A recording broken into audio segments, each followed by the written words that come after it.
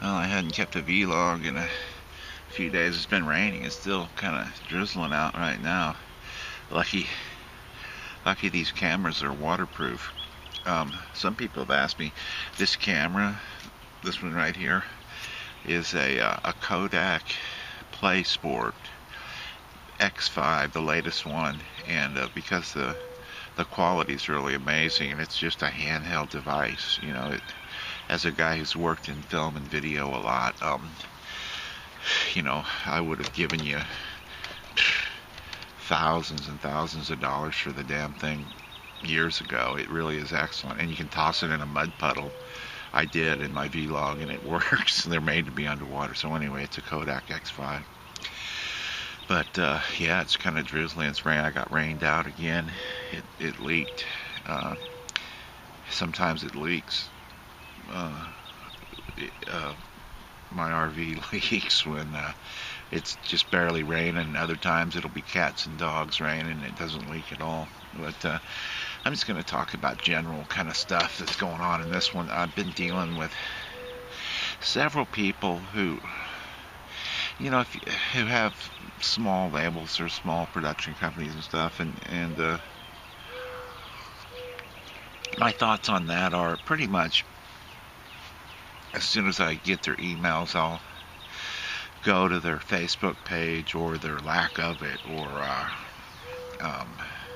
YouTube site, and see what they've done. Or if for anybody wanting to get into that kind of thing, I would say make a really great Facebook page and some kind of website, and that way you can just send and do a great job. The people that have sent me stuff, there's been some people who have some actually accomplishments, but I've worked in the industry long enough in many different areas to sort of see through or kind of understand really what level people are on. And I mean, if you go there and it's just really not well put together, not laid out well, and just sort of ill-conceived, Facebook, YouTube, Twitter, whatever, it's a pretty good indicator that that's what will happen to your relationship with that person and your music, your music production and presentation. I mean, for me, I'm just waking up, so having a hot cup of tea.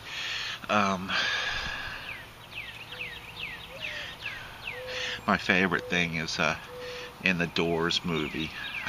I covered a Doors song, actually Riders in the Storm, about a week ago when it started raining, or I don't know how long ago. And but in the Doors movie, on that note of sort of presentation, there's a couple of managers and people who approach the Doors when they first start out, and, hey man, this guy will make you famous, kind of seedy characters, and then finally when the real thing comes along, it's so great. It's a great scene because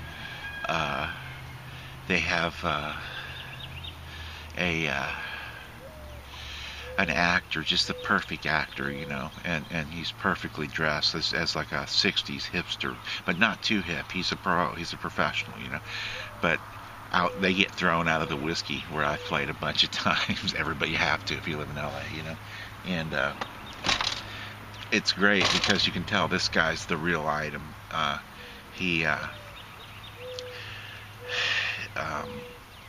approaches him, and he's like, his delivery's perfect, but he's like, hi, my name's Jack Olson, and I own Elektra Records, and I think if we put down on tape what you guys did in there, we could make a lot of money. But in that one scene, he makes very clear in the first sentence, who he is and what he wants and what he has to offer. But I'd say it's kind of a good analogy for the internet is be clear. And the other thing is, I'm not just sitting back. It must be, some people would watch these vlogs or listen to my music and think, well, this is kind of pathetic, this guy, living as he does and everything. I'm not just sitting by. I think I should be clear. I'm not just sitting by and waiting for people to hit my page, my professional page. It's being marketed to between 20 and 50,000 people a day. And I've done all of this stuff before, from the production to the engineering to uh, playing all the instruments professionally and at the highest level. So uh, it's not like some kind of wild pipe dream. What one of my thoughts was, I'm actually making a documentary about sort of my life and all of this and what happens when you fall down in life and what can happen. I hear rain's raining, it's dripping everywhere. But anyway, I've also worked in film and video a lot, so it's not like a pathetic, I could see it kind of being like a pathetic kind of pipe dream or something, but this is something that I am doing. I'm not even trying. I am doing, and eventually I'm going to, what I had hoped to do was show people I think a lot of people eventually will follow it, is how you start from nothing and get a major, develop the product and then get a major deal and go for there. And I've been a part of a lot of major deals in the industry. So whether it be in production or A&R or music management in a way, a lot of different areas, development. So yeah, I mean, but hey, also the people who kind of just think I'm just a guy who's sort of, lost or something or doesn't know what's up, who have stuck with me. It's neat to have people on, but no, I've actually turned down a couple of offers from major labels, but they really there's a lot of money involved with this stuff. I mean, what I have to bring to the table is this. I've been doing this, recording and covering songs. I have tons of originals, but I'll get to them. I'm having a lot of fun sort of re-envisioning classic songs, sometimes destroying them a little bit, Usually they come out really nice, but I've been doing this for around 400 days. So let's just, and my studio rate with me and the gear I have now is $200 an hour. That's for me to produce and engineer and provide the gear and a place to do it. At least he got his muffler fixed. So $200 an hour. I've been going like 20 hours a day for 400 days. But let's say that it's 10 hours a day, $2,000 a day for 400 days. That's $800,000 I put into this, okay? Which seems like, well, he's just full of himself. Well, maybe, but the truth is I've worked at the highest professional levels, running recording studios, producing, engineering, production in Los Angeles, film, video, music industry, and I've consistently gotten that rate for many, many years. So I had come to a point in my life where I really had been sick for long, severely ill, still am, and fell down. I mean, really, I got to a point where I couldn't take care of myself anymore, and it's hard for me now. But the point is that the only thing that I had to dig my way out of this and to sort of make a statement and to have a lot of fun. I've been having the best time of my life, and I've had a lot of good times, super huge good times,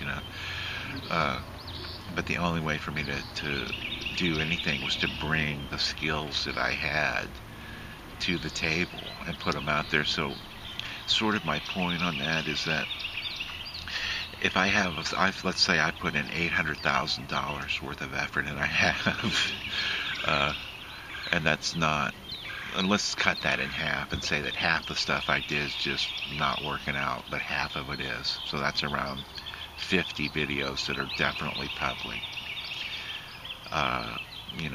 We're seeing, so we're now at $400,000. Anybody who approaches me to be part of what I'm doing had better be able to bring. And a major deal starts at between 300,000 to nowadays $1.2 million. And that's not just they give you money. There's a whole lot of stuff. You got marketing and mainly marketing nowadays, and all kinds of stuff. Publishing, copyright, administrative, mailing, everything. It's crazy. It's really starting to drizzle, but there's no clouds. But the point is that anyone who approaches me, it would be handy if people said who they were, sent me some of their work and accomplishments. Some of them have sent me things that they've done, but it's obvious that it didn't work out for the artist or them, really, because their heart's in the right place, but they're gaining experience. They don't know what they're doing yet. So anyway, anybody who approaches me had better, at least have, $500,000 to cover the production costs. I mean, you don't get really great sounding recordings technically and hopefully artistic takes, for peanuts.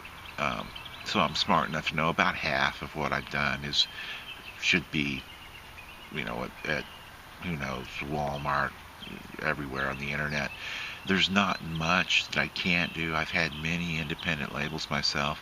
The only thing that anybody could bring to the table right now would be money for advertising and marketing. And on that tack, like I say, my YouTube page is being marketed 24 hours a day to between 20 and 50,000 people a day. And surprisingly, I'm not even marketing my Facebook page at all, and 1,000 people a week on average have been hitting that lately. And it's going up in the graph. I think because YouTube, it's sort of like, it's really starting to drizzle. I'll finish this out. YouTube, there's sort of has a bad name of like every Tom, Dick, and Harry in the world makes a video and wants you to watch it on there, and it's almost never worth your time. Some are. There's some great people on YouTube, but it kind of has a bad name. But I think Facebook, there's a lot of different factors there. It gives people more of a sense of something on there, but control maybe. But I haven't even been marketing it. I'm gonna have to start looking into Facebook, because like between 8 and 1,500 people a week have been hitting my Facebook page. A couple of my videos have went, like, they sent me an emergency flash message, one of your videos is going viral or something. So it's really starting to rain.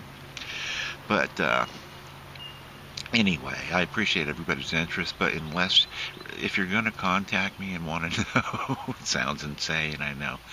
I've done all this before, and the point is I'm not just a guy sitting on his hands. I've done all of these things at the highest levels before, and kind of one of my plans was to show the people, the home viewer, how all these things are done and how they're engineered, produced, marketed, and how a guy kind of picks himself up from nothing and becomes sort of a force in the music industry again. Oh, I forgot about that. My friend Bernie Grunman, a mastering engineer, had a lab right down the street from mine. A really cool guy. On Artist House on YouTube, he gives a great talk on mastering and the emotion of music. It's something I've been harping on lately, and how over processing your music can destroy the original energy and intent of the piece. He's a cool guy, and it's a neat talk on the emotion of music and in mastering especially. Bernie Grunman, Artist House. You'll find it on YouTube. He was a world figure when I met him and knew him. He started at A&M Records, where I was a development producer, by the way, in a room like the size of this RV, and we call it the dance hall. It was just filled with boxes and crap, But he started an international career in mastering there, because a lot of times, and they all say, well, it doesn't sound as good as it did when he was at blah blah. Yeah, whatever, kind of, but not really. There's always, like, stuff like that. But the point is that it was this really like broom closet. We call it the dance hall to be funny. It's like a broom closet where he would master records. And I think part of that is because he uh, he was in there so much. He, just like I'm in here, you really get to know the sound. In small environments, it's easy to sort of uh, gauge the low end, especially reflecting off the walls coming back to you, and get a sense of all of the frequencies coming back to you. Although it's counterintuitive, and a lot of people say you need a big tuned room. Anyway, Bernie Grundman Artist House. But yeah, it's really drizzling down on me. But there's a lot of money involved in this. So some people are smart enough to see, like, oh wow, this guy does amazing, production, sounding, and some of them amazing artistic, quality, and they immediately sort of want to be part of it. And I've been a part of a lot of things like that, and all I can say is, without the proper money and sort of experience, all that tends to happen is the people become enemies and they sort of hamper each other. So yeah, I put in $800,000 worth of effort. Really 1.6 million. I cut my days in half. They're 20-hour days, not 10. So about $1.6 million is what it would have cost you in my professional studio in Los Angeles to do the amount of work that I've done for myself over the last year. So I've had a lot of offers. I'm really confident now. I can see this stuff. There's a lot there. I need to do a series on the new marketing and the new world of music and how YouTube plays a part and how all of those things, because it's kind of fascinating. But we're at a point in history where people of all ages, and in my age, it's the first time, I'll be 50 soon, where people of this age can communicate with each other and buy, and sell music and things they're interested in this effectively and quickly, sort of bypassing the main system. I mean, it's like when you were a kid, remember the hits of Benny Goodman at late night ads. Benny Goodman's greatest, on TV, and they sold Zamfir, Master of the Pan Flute. These things sold millions of copies. Why? Because they were marketing to an age group of people that had no other resource, who were definitely still interested in the music they loved growing up. And I'm definitely not doing, and I'm very much aware of the cruise ship and lounge versions of these songs. What I like to do is kick-ass versions of kick-ass songs where they're updated legitimately, not only technically but artistically. And some of them I've succeeded, not all of them, but about a quarter of them I've really done something really great with them, and the other ones are passable. I mean, I did a version of a song, I don't even think I'm going to say it. It had like 500 thumbs up and coming up on 8 or 10,000 hits, and I hated it. It was cool, sort of middle of the road, the cruise ship like version of a certain song. And I took it down yesterday, even though it cost me like 300 or 500 thumbs up, and I made it private anyway, and like nearly 10,000 hits. It was too cruise ship like and too sort of lounge singer-esque. It didn't bring anything to the song. It just presented it in a middle of the road type way. So that's something I'm trying to really avoid. It's rain. I'm a guy sitting in the rain, but hey, I've been rained out in there. I haven't watched or commented on some friends that I follow and stuff videos much, because I've been pretty much fighting rain off of all my gear. It kind of ruined one thing, but that's okay. I have backups of almost everything. But yeah, there's a lot of stuff. I will say one thing. I'm way beyond. It becomes my final thought on all of this, and just random thought, I guess, is it sort of becomes like a matter of just being kind and respectful to kind of check out other people's videos and stuff. And so I'm way beyond like, watch my video, I don't ask anybody to watch my video. Some people do, some don't. One of the things I found in this entire experience is how out of touch and how little people. I don't have any friends. I thought I kind of did. Not really in real life. I sort of phased everybody out when I got sick, but because it's not fair to them. But you know, anyway, I put on Facebook. I did a version of David Bowie's Heroes, and I found the perfect video to go with it, which is a skill in itself, matching music with videos. There's people who make tons of money doing that, and I've seen some. Almost every time on YouTube, I see somebody put a video to a classic song. It's just a disaster. It's horrible. It looks terrible. It's the wrong choice, you know. Anyway, a couple of the at A&M, one of my first major labels where I was their development producer, there were a couple of assistants there, and I friended both of those guys on Facebook. And this is my last thought, but I unfriended them recently, and here's why. They were both kind of backstabbing weasels. I mean, if they even knew, it's like a summer job for them, assisting or something, and if they even knew the difference between like somebody who's a lifelong professional and them, that would be something. But they don't even know that still. So I friended them on Facebook. Somehow we got, one of them asked me, I asked the other one. I don't know why. It was stupid. But I put a great version of my version of Heroes on one of their Facebook pages, and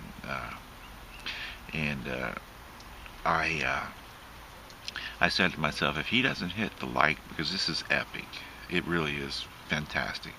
Not only the music but the video together, it's a stunning presentation. And I said, if he doesn't hit the like button, and I can see he's been active, then this is one of those people and he sabotaged me in real life. It's a big surprise that he's like sort of not with me, in the virtual world. But anyway, he didn't hit the like button, and I just realized, I don't need that kind of bullshit. It's a matter of respect. All I expected was out of respect. Tip your hat and say, yeah, well done, good job. I could tell the resentment there, and sort of the, dare I say, jealousy and sort of thing. By not hitting the like button. So, because I could care less about Facebook or even who hits like on I don't even allow likes on this site. I don't want to be distracted with other people's nonsense, having it direct me in certain ways. And if anything I've learned in this, it's how much of a negative effect other people have on a person, on me, on anybody in their life. Without meaning to, and how distracting they are, and sort of how just much psychic garbage they bring. And they all have their own motives. I'm not saying people are out to get me or out to get you. I'm just saying, we're all going in different directions, and if you're trying to go in a strong direction, it's unlikely that anybody around you is going to be supportive, especially in the arts. But anyway, this guy didn't hit the like button, and I was like, you know what, unfriend and block both of them. They're people who, and it sounds terrible to say, were so beneath my level when I started that I should have never taken their input seriously. But yeah, that was a good indicator. There's still some resentment there, and I'm too old for drama and resentments. It's just like it sounds like it. But it felt good anyway, as far as Facebook, to unfriend this guy. But I think the point there is that you kind of have to realize when you're doing something in life, surround yourself with people who are at the same level in every way, hopefully, so that you'll be lifted up and not dragged down by people who are trying to claw their way into something that you already do well, because there's a lot in the entertainment business of clawing. Anyway, this one's gone long. I hadn't made one. It's drizzling on me. I'm actually starting to get wet, but yeah, things are going great. I don't have any illusions or delusions about stuff. I'm pretty realistic. I will be able to make a really good living at this within the 5 projected year time. And there's a lot of stuff going on. Anyway, that is that. I think I'm gonna have enough sense to get in out of the rain.